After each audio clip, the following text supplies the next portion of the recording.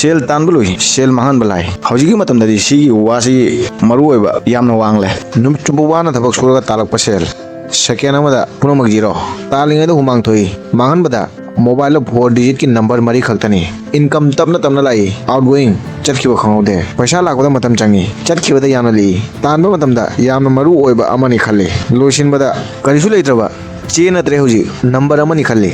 हानगी मतमदा cell सिनबदा तरारक खलगा cell सिनै खावदा पर्सता पैसा cell यावी अदु हौजिंग नमु खाव शंकाव पाइनद्रे पर्स बुबा थाइनगी वा ओरे फोन न स्कैन पॉकेट तगी मोबाइल लौथोले करिगुम ममा लाइनिंगले कीवर्ड स्कैन तवरे सेल कापसिले सेल चटखिबा वाखल करिसु फावद्रे ऑनलाइन द फी मना मसिंग nga चाक लैबा पुनम यारे यामना यांगबा मतम लिगना चंगबा लाइबा सिगुम खुदोंग चाबसि ऑनलाइन न पीरी सी अफवाने रिमोट एरिया खुलक्तसु ऑनलाइन पेमेंट सी यामना यांगना संतुरकले ngasi dagi chahi ani hum gi maungda city da online da paisa sijinarami india da ayam online da pot leiba tier 2 tier 3 खुलक्तगी लाई हौजी खुलक्तसु डिजिटल पेमेंट नॉर्मल ओइरगले UPI PhonePe गुंबा एप सिना पैसा थादौ थाजिन तौई ऑनलाइन द पोट लेबा नॉर्मल ओइरे मोबाइल रिचार्ज दुकान चटो मथौ ताद्रे इलेक्ट्रिक बिल पोट लेथोक लेसिन तना सी नुंती हैनबी अलाइबा लंबी ओइरगले ग्राउंड रियलिटी करिनो चही घर ममांग द फी लेबा लोकल दुकान मॉल लगी लेनरमी हौजी मॉल लोकल दुकान सिंग पोट चित्रे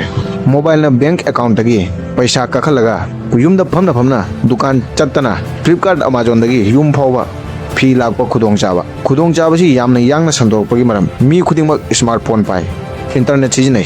सरकार नसु सिबु यामना यांगना संदोकनबदा चावना मतेंग तवी कोविड की मतुंगदा मी सिंगी हैनबी ऑनलाइन पेमेंट सिस्टम द ओइना पामनारे अदुबु खंगफम तोबा वामना खुदोंग चाबसिंगसी यांगना संदोरकली अदुबु पैसागी मरुओइबा भेलु खंगबा खुदोंग चाबसिंगसी मांगदा यामना लिखथरगले खुलक्ता मी सिंग ऑफर्स उरगा पोट लै अदुगा कोना टैक्सी सोली लोन एप्स ईएमआई की सेम सारगा थंबा सिस्टम दा मिचम कया पुसी मांगली ऑनलाइन फ्रॉड स्कैम की लांगत हुरी असेंग करिनो हानगी मतमदा पैसा सिजिनबा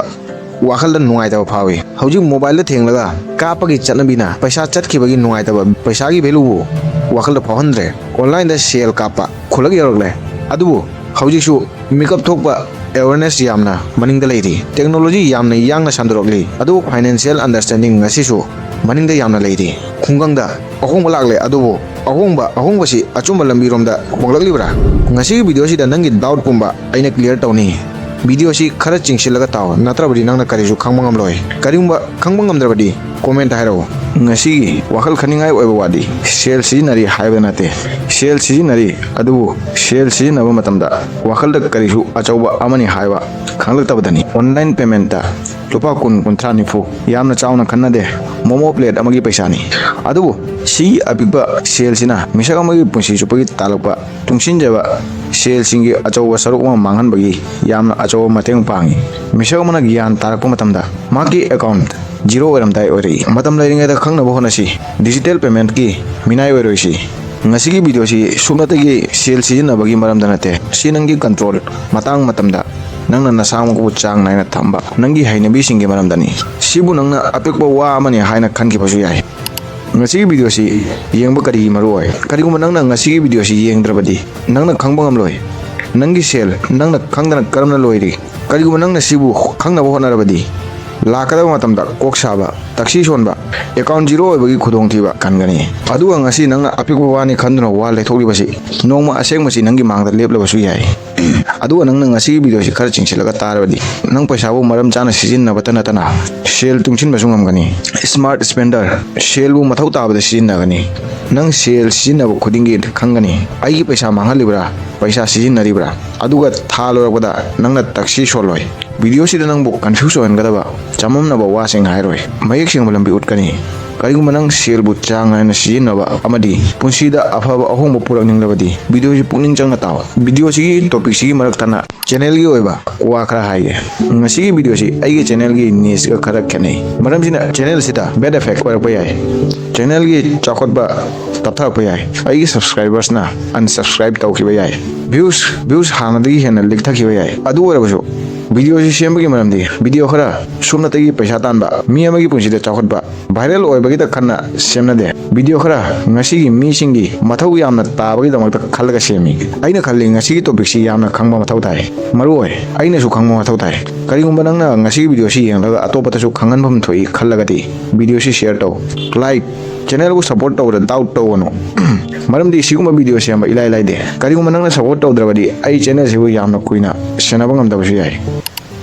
करिगुंबा नंगना पैसाबु मरम चाना सिजिनबा पामलबदी खुदना सोकपा यादव पैसा डिजिटल करेंसी बु खुदना सोकपा याव पैसा फिजिकल करेंसी गुमना खनबा मथौ तागनी करमना खनगनी habit digital equal to real money feel असेंबा करिनो नंगी प्रॉब्लम पैसा सिजिनरी मथौ तादव पोचिंग पंगलै तलै हाइबदा नते प्रॉब्लम पैसाबु पैसा ओइना फावदबदनी नंगना पैसाबु करिगुंबा अमा नवंदगी चटली हाइबा फावबा वाखल वाथरगलबदी नंगना पैसाबु ममल लिगना खलकनी पैसाबु रेस्पेक्ट तौरोय फिजिकल मनी नंगना सिजिनबा पोट अमा लैबा मतमदा नंगना खल्ली सी अइंगोंदगी अइगी पॉकेटगी चटखरे फिजिकल मनी खुदना सोकपा याबा पैसा सिबु नंगना सिजिनबा मतमदा पोट अमा लैबा मतमदा पॉकेटगी नत्रगा अइखोइना खंगी अइंगोंदगी पैसा चटखरे पॉकेट खरा हांगले थमोइदा अपिकपा अनाबा अमा फावे सिना नंगना पैसा सिजिनरमदाइदा नंगोंदा ngaiha wakal khalali mamal kayano tathok tasin tohli maramdi nangna wana talakpo phanglakpo paisa ni adubu hojiki digital payment mobile lagi kapa paisa na puno khongdogale mobile lokthoi scan tawre pin hape paisa chatkare wakal karigumba ma phawdana nangi account gi karigumba nangi hakjang da phawba amangba amagi wakal yaudana sumnatagi nangi account da paisa masing rupa 5,000 lerambadagi rupa 1,000 likthare rupa 3,000 lehore rupa 1,000 lerambadagi rupa 100 likthare account da rupa 100 chatkare rupa 100 likthare account da rupa 100 lehore digital payment ATM cards phone pay gumbasi wakal khanbagi matam pide paisa hana account tagi chatki asug yangwa thongsi gi maramna aikoina kaidongda khalludaba makol thokdana khudong thiba yabagi maram am oi asug yangba system sigi mangda migi wakal yangna phireb lepi cone तक्सी Sonba अदुगा लोरकपदा मांगजबा impulsive mode ता थबक तवी मतंग सिदा वाखल खनबगी मफमदा system सिना खंगना सेमलिबा Mitcham अमबो माकी थबक ता सिजिनबगी थवोंग सिदा पंदुना लेहल्ली अदु ओरबदी सिदगी अइकोना करमना इसामको कनगनी digital मानीबो physical मानीगुमना feel वाखल फहन बनी सी करमना तौनी नंगना पैसा सिजिनरमदाइदा पोटलरमदाइ खुदिंगमकी नंगना सोर अमुक्तंग सांगना होंथागदबनी सिगी मिगुपसिदा सोर सांगना होंथाबा डीप ब्रीदिंग यामना कानाबो खुलाय अमा ओय नंगना डिजिटल पेमेंट स्कैन तौरमदाइदा सोर सांगना होंथाबना नंगना यांगना वाखल खनबगी सिग्नल अमा पी सी ngaihaji पोस्ट लेपसी यामना मथौ ताई सिना नंग मसा मथोमदा वाखल खनबा ngamdababo ngaihak lepalaga nongda wakal khalangani mi amana offers discount yangna warab lephanba arangarak angangba asangba sigumba machusi migi wakal khalanba thingi sigumba machusi na nangbo wakal khalanba piroi makol sound paisa thagraba matungda thokpa makol sisu nangi kokta ilai laiba wakal ama pokhali maram sina suma sigi mangda nang buy now instinct hojima layu haiba wakal bikap thokali सोर सांगनो होंथाबदगी सिगुंबा सिंगसिदगी नंग नसामको कनबा ngathokpa ngamgani सोर सांगनो होंथाबदगी वाखल signal fungi अइना लैगदोरिबा पोचि कोना तक्सी सोनगदबा impulsive decision ला नत्रगा real need तसेंगना सी अइ मरु ओइगदरा हाइबा नंगोंदा मयक सेंगना खानगनी सोर सांगनो होंथाबगी कानबा हकचांग अमदि nervous system दा ओइ सिना मी अमगी वाखलबु इथक थकत हनबदगी चांग नायना थम्मी हार्ट रेट स्लो ओइथै स्ट्रेस लेवल लिखथराई ओवरऑल वाखल मयक सेंगना खनबंगम लई सिदगी अखोय नुंगतिगी सेल तुंगसिनबा तालिबा सिजिनरिबा सिगुम मरमदा डायरेक्ट इंपैक्ट ओय सोर सांगनो होंथाबना सेल चटख्रबसु सेल चटखी हाइबा वाखलबु सोर सांगनो होंथाबना सेलबु मरु ओइबा अमनी सुरमतगी मसिंग नते सी असेंबा पैसाने हाइबा निंगसिंगहले सिंपल टर्म दा सोर सांगनो होंथाबा नंगना नसाना नसामको कंट्रोल चांग नायना थंबगी मेकानिज्म अमगुम थबक तवी सीना कोना तक्सी सोंगदबा वाखल अमदी थबक अदुगी मरकता मयाइदा लेपगा अचुंबा वारेप लेफली काउफुम थोक्तबा वा अमना पैसागी मसिंग उरगा अपिकपा ओइना वाखलदा नुंगाइतबा करिसु पोक्तबसु याय अदुबो माकी ममल कैदोनोंदा पिकलोय सेल सिजिनरमदाय करिगुंबा पोट अमा लेरमदाय खुदिंगी सेकेंड अमा वाखल खंथाबा सोर होंथाबा नंगी लाकदबा मतमदा थेंगनगदबा अवाबसिंगदगी कनगनी पैसा तानब स्किल अमनि अदु पैसाबु चांग नायना थंबा अवेयरनेस ने तौरिबा थबक अदुबु इचम चमना खनबा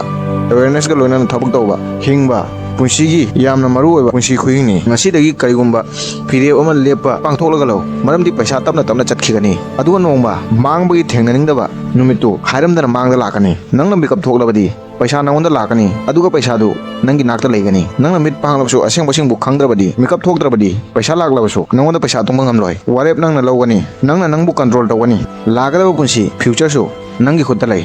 करिगुम्बा ngasi वीडियो सिना नंगी मिट पांथोकलबदी ऑनलाइन पैसा सिजनबगी गेम सिबु खंगलबदी चैनल सिबु सपोर्ट तौ असेंबा हायरगदी ngasi वीडियो सि सुकनातगी कंटेंट अमनते ngasi असेंबसिंगबु उतनबा होनावरिंग सि मयामना खंगबा यामना मरुओय वीडियो की लाइन अमखंगना फावबा नंगी वाखलबु होंदोखलबदी नंगबु मेकअप थोकलबदी ngasi वीडियो सि सेमबगी माहि याले करिगुम्बा नंगना ngasi वीडियो नते असेंबबु उतपनि खलबदी चैनल सिबु सब्सक्राइब तौ नंगी ओइना लाइक कमेंट शेयर तौबा mobile ngahak sanaba alaiba thabak oiramba yai adu channel si oina mathangda sigumba video amaga muk sembada mateng pangani loirakpada wa ama karigumba nangna yangna warep lepagi matang lakpada second ama khak lepu amuktang sor sangna onthau sina nangi lana lawada warepu achumbo warep lohongani yangna warep lowa tarabadi sor sangna honthaba kawano thagachari